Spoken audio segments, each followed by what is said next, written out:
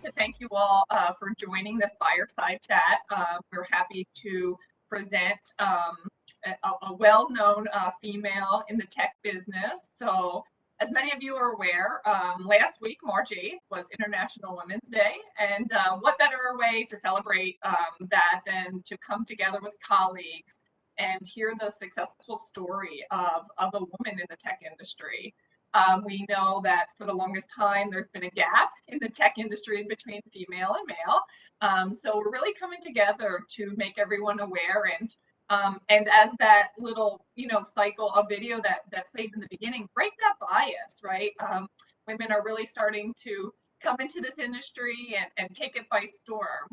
But before I introduce the guest speaker, Aruna, give me a second. I just wanted to give you all a fun fact. The fun fact was, did you know that a female mind actually can adapt to new things quicker? So males, sorry, not trying to say anything bad about you, but due to everything that a woman, a female mind is programmed to do, including technology. So a woman was able to adapt to a typewriter slash keyboard quicker than a male was back in the day when the typewriter came out. So it was a little fun fact that I thought it would be wonderful to share. So now to kind of discuss and get to the reason that we're really here. So everyone, I'd like to welcome to the stage Aruna Ravichandran. Aruna, say hello. Hi guys, very nice to meet you all. Very excited to be here with you today. Aruna, thank you so much for being here. For those of you who do not know Aruna, she is the CMO for Webex by Cisco. She brings a unique parallel of expertise in technology and marketing, blending her computer background with mechanical, customer focus, business outcome philosophy that is based on equal parts purposefully storytelling and data science. So we're so glad to have you here, Aruna. Thank you again for taking the time out of your day to speak to EOS. No, the pleasure is all mine, right? So I'm a huge fan of EOS as well as your leadership team. I had an opportunity to meet your co-CEOs at an event, I think right before the pandemic, if I remember that right. And we stuck a chord with each other, and I'm a huge fan. And then I lost connection with the EOS team during the pandemic. And then I was doing a shoot with one of our top customers, T-Mobile, for our upcoming brand campaign, which actually launched just yesterday during the March Madness. And we were looking to find someone to help us basically install a room panorama at T-Mobile. And who do you think basically helped us out? When I reached out, it was Brendan and the EOS team. So I'm deeply grateful. They've always been there. And so I want to pick up the relationship from where we actually lost the connection during the pandemic, and, looking forward to rebuilding back a phenomenal relationship with the EOS team. And that is a great story and should tell everyone on this call a little bit about what EOS does and how we kind of come to save the day for many organizations. So our expertise, our techs out in the industry, we have a really great team. So Aruna, thank you for sharing that, because it makes a big difference when people hear all the things kind of going on in the background. So to get started, Aruna, why don't you tell us a little bit, about your rise in leadership and, the obstacles that you faced to get where you are today? Okay, so let me tell you a little bit of a story with respect to my background. So I was born, raised in India. I have a bachelor's in computer science, but I did not pick computer science out of choice. So growing up in India, I was given only two choices in terms of profession: an engineer, a doctor, or a loser. And I decided that I'm going to pick the choice my mom decided for me at that time and become an engineer. And so got my computer science degree. While I was good in math, I actually liked the discipline of computer science. I really liked solving tough problems. And then I came here into the United States, I think in 1992, if I remember right. And I worked for a couple of different companies, 3M, at that time, GTA Data Services, which is now Verizon Wireless. And still continue to love the profession of computer science and engineering. I moved to California. I live in San Francisco here in the Bay Area. And at that particular point, I was still working at HP as an engineer. I had grown up the career from an engineer to a functional architect for HP UX, and became the engineering director managing a large global team located worldwide. At that particular time, I had two beautiful girls, and my youngest daughter turned 5. I always had the itch to basically go deeper on the business side because I had a passion, an obsession for customers. For me, it was even while I was in engineering, it was always solving the tough problems which our customers actually faced. I used to prioritize, from an engineering perspective, the key pain points which I got from customers. And during those days, I used to run something which used to be called Human Interaction Lab, where now you have design-based thinking, you have a human-computer interaction, you have a lot of fancy names. It is the same thing. And I used to run that during those days. And again, with the point of view of being able to solve customers' tough problems. And when my youngest hit 5 years old, I decided that I have to figure out and try something which I always had the itch, but did not want to take the risk because I grew up in the engineering track, and that was the only path which was shown to me. And so, the day Tanya, my youngest is called Tanya, when she turned 5 years old, I just came back home and told my ex-husband at the time that, I'm going to basically try a career on the business side. I did not know what that was. And I said that I will first try to move into product management. And so I interviewed at HP at that particular time. And while I used to get jobs, very, very easily, if I wanted to move between different groups on the engineering side, I learned a lot of lessons in humility because it was not like that. And I could not get an easy transition to go from engineering to product management or to product marketing. So fast forward, one gentleman by name Steve decided to give me an opportunity after interviewing for 6 months and not getting many jobs across the board. One gentleman by name Steve decided that he'll take a chance on me and offered me a product management and product marketing role for HP for their high-end disc arrays. But I was the main focus alliance manager as well for Hitachi Japan, because we used to OEM all of the software for Hitachi Japan. And but in order to basically take the job, I had to basically take a risk. And I had to basically take a demotion from an engineering director to an individual contributor and start again, from the very, very early stages in the product management, product marketing role. And that was a hard one to digest, I would say.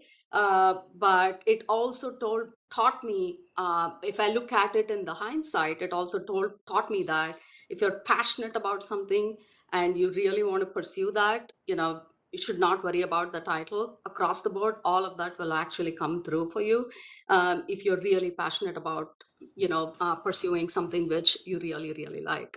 So I took the 3-level demotion. My ex-husband at the time actually thought that I was going through midlife crisis because nobody actually turns down a large engineering team and takes a 3-level demotion. And I moved on to taking on that role. And after that, nothing actually stopped me back. I fell in love with the discipline of product management and product marketing.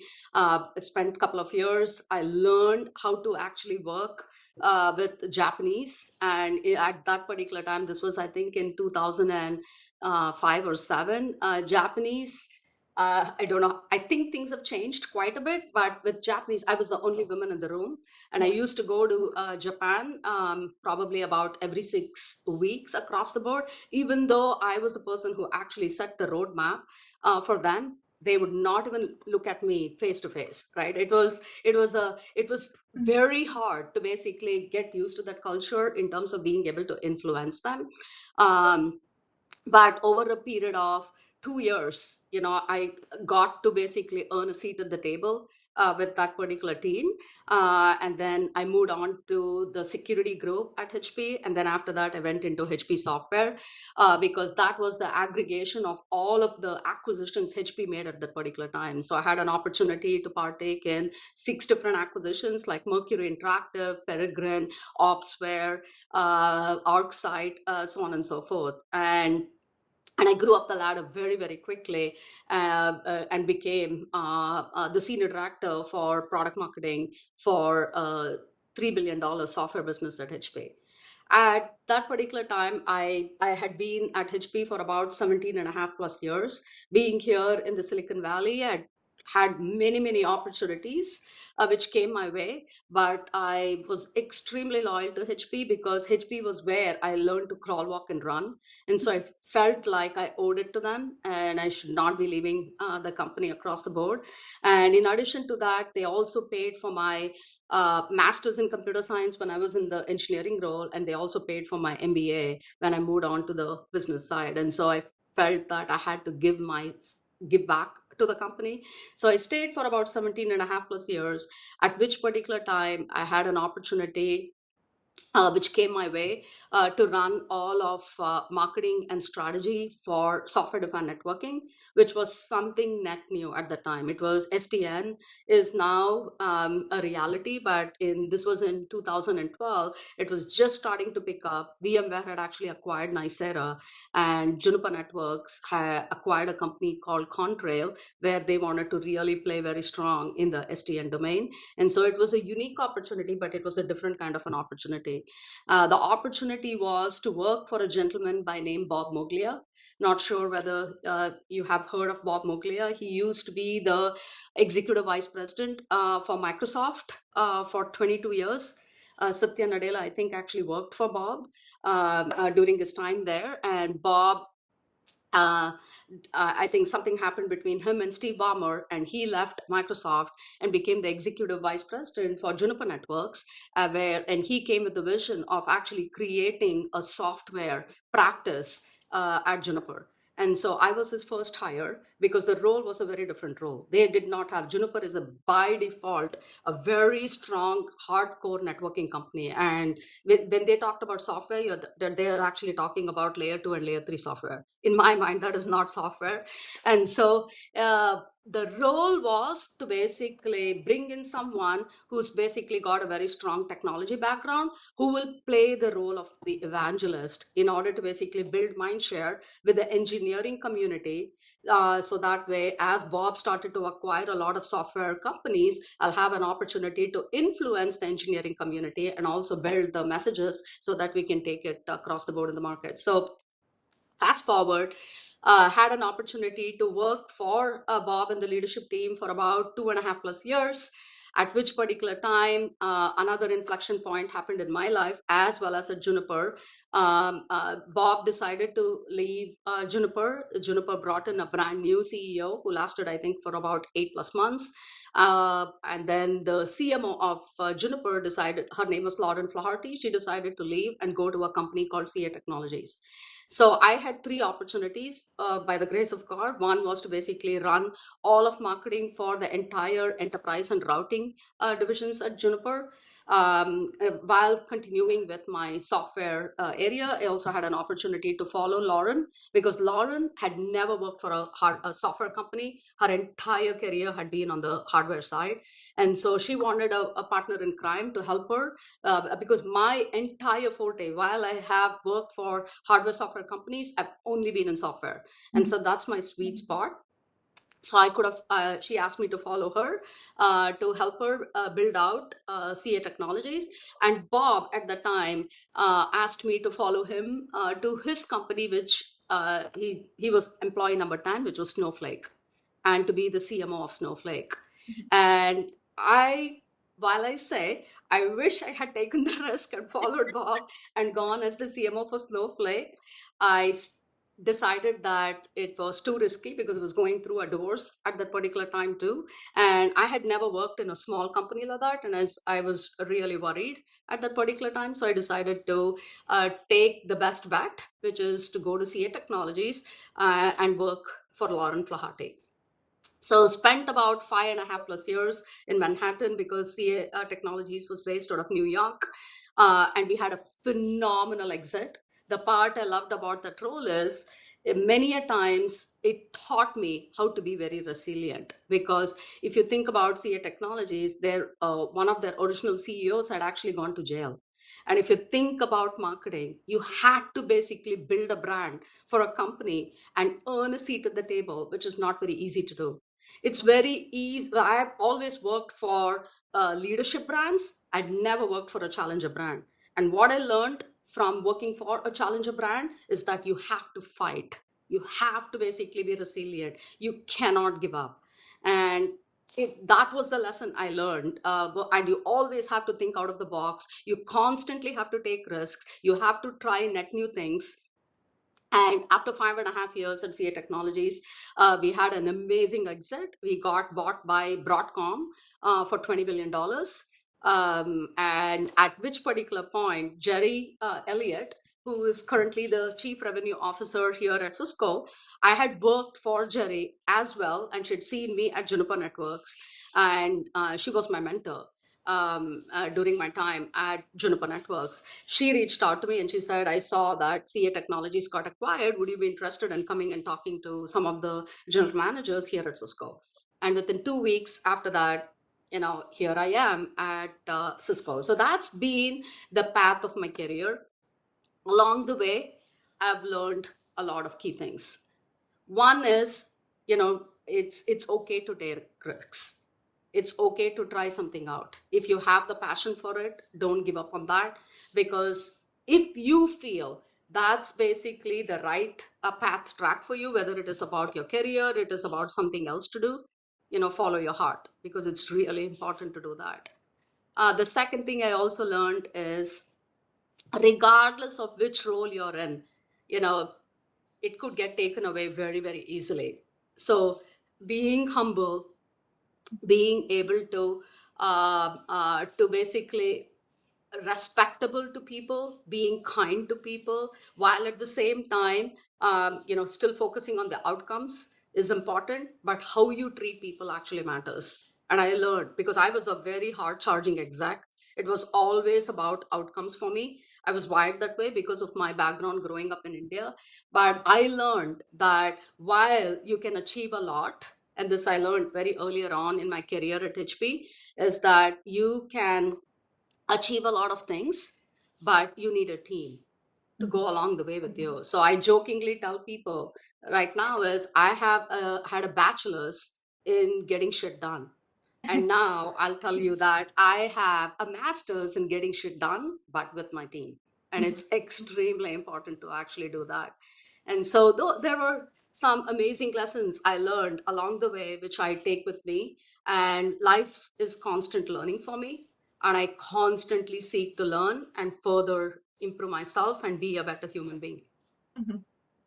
Aruna, that is an amazing story, an amazing background. And I know, coming from me, I was talking to Danielle right before we started this chat. I was like, oh my goodness, I feel like I'm gonna vomit because just speaking with someone like yourself, especially for all of us working females with children, and it's funny that you mentioned Snowflake. Actually, I've met Frank Slutin a few years ago because one of the industries I had worked in, and I've always been within the IT industry, was we were training fresh graduates out of college, some of the hands-on tools.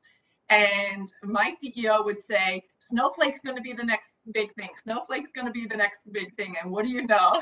Snowflake became the next big thing. And so I actually learned how to write code, even though I'm in HR, with its Snowflake task. That's awesome.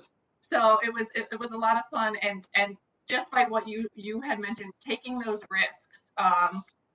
You really do have to understand that what are your goals in life, and you seem to have all of that kind of nailed down pretty well. So it was great to hear your background on your professional side. Now, tell me, you had mentioned one of the things that you continuously do is learn about life. Now you have two females,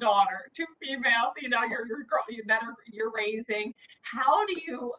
What's your work-life balance? How do you sit at such a strong position within an organization and still maintain all that perspective on life? Because one thing that we all know is, our kids change our lives.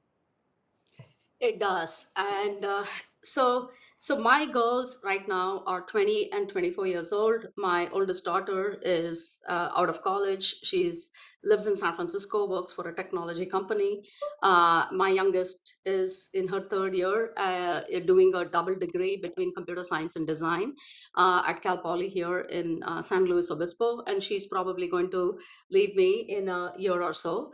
But if I reflect back on my life, right? So especially when I think about, how I was able to raise them while I was able to focus on my career, I'll tell you a couple of key things. One thing, at least for me, is that I believe in this very, very deeply is you can outsource everything but love. So when I say that, you need a lot of help, especially as a working mom. It's impossible to basically be a great mother, a great cook, a great caregiver, and a great employee, right? Something has to give. If you read a lot of the research from HBR, you'll hear that there are two things you can really be good at. Actually, it's one thing you can be amazing at, two things you'll probably be good at, but if you add the third thing into that, something has to give. It's impossible to be good at multiple different things, and I learned that on earlier on in my life. And so for me, I wanted to be a really good mother and a caregiver for my girls. And I also wanted to be really good at what I actually do. I am passionate about my job. I always have been.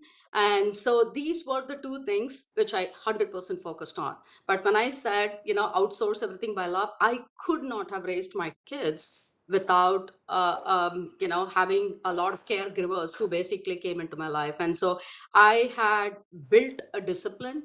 Because I'm an engineer, my brain always will come up with frameworks, and the framework I came up with at that particular time is to basically hire caregivers. Especially I would hire students who are in their first year in the university or second year in the university, who basically had came from hard backgrounds. Mhm. Why I basically chose caregivers like that is, one, because they would have a discipline in order to basically take care. And I would always pick for a couple of key attributes that they came from a hard background so I can actually help them out. Number two is they have a lot of siblings, which means that they would have known how to take care of their siblings. They would have already been somewhat of a mother. And third is an opportunity to basically give back and have an impact on somebody else's life. So my girls went through four nannies during their entire time as they were actually growing up. All of the nannies came from a similar background. I still have a deep relationship with them. All of them came into our family and became an extended part of our family. And most of them, I would say 4 out of 5, changed their careers and went into engineering because I influenced them. And I also paid for their education because they come from hard families. And for me, what they don't know what they don't know. And so one came in as wanted to pursue a degree in accountant. Her name is Her, and now she works for Oracle, and she changed careers and went into computer science. Another one, her name is Christine, and she now works for Google, and she did not know what she did not know. She came from a broken family, and she was there the longest period of time, and she changed her discipline to computer science. And so for me, when I built those kind of partnerships, which were really important because they almost became a second mom to my girls, and I had to keep that bridge and that relationship going with my girls. So that was one of the key things I couldn't have done without help. And the second one is build a framework with other mothers. like because you have to have a support system in order to basically raise your kids. The third one I did not have, and on the hindsight, that is the advice I actually give my girls is, um, my ex was a good man, but he comes from a very traditional Indian background, which means that it's the mother who has to take care of everything. And so it did not get a lot of opportunity to participate with me in terms of while I was raising my girls. And so what I tell my girls is, who's your partner is the most important decision you're actually going to make in your life, Mhm. and make a very good choice with respect to that, because I now believe that your husband, your partner, your wife, doesn't matter, is really important, because you have to have the same value system, and it needs to be shared responsibility across the board, and it's a very important decision. I didn't have an opportunity to do that. Mine was an arranged marriage, I would say, but my girls know that that is a really, really important part of, if there is one decision they need to make, it's picking the right person for them. So those were some of the key things I adopted. But I know during the pandemic, I have a team of about 250 plus people, especially during the pandemic. I took the time to talk to all of the people who are going through a lot of challenges, because I have a lot of younger folks on my team, and many of them are new mothers or new fathers. And they all, during the pandemic, there was no daycare, there was no support system, which I was lucky to have, when I raised my girls. So at that particular time, Cisco as a company is an amazing company. We basically had the opportunity to offer, to all of our employees, at least in my team, there were policies where people could even bring their children. So a lot of the meetings we would see with their kids on their laps. They became an extended part of the whole meeting and conversations across the board, because people really struggled, especially during the pandemic, because they could not find help.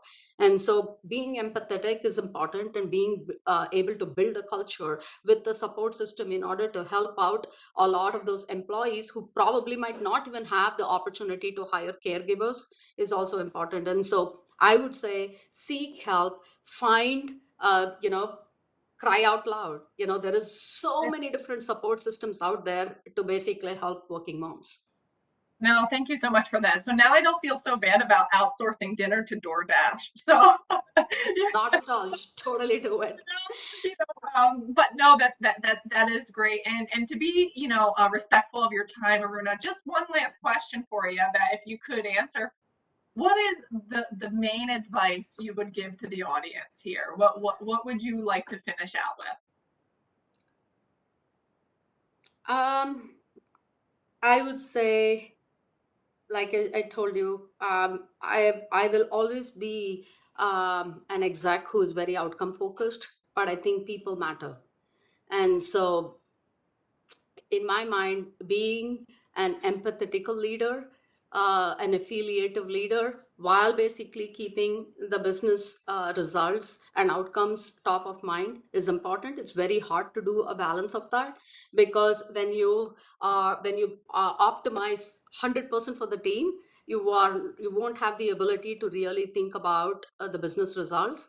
And so drawing the balance by keeping both business as well as people in mind is a superpower. I'm still learning that superpower, but I think it is an important to basically build that superpower, because ultimately it's those people who are the ones who basically will take us to the next greatness across the board. No, thank you so much. And that's a very powerful message for everyone. And I really appreciate your time, Aruna. I hope you have a wonderful day. Everyone, thank you so much for joining. I hope you found Aruna's story interesting, and have a great Tuesday.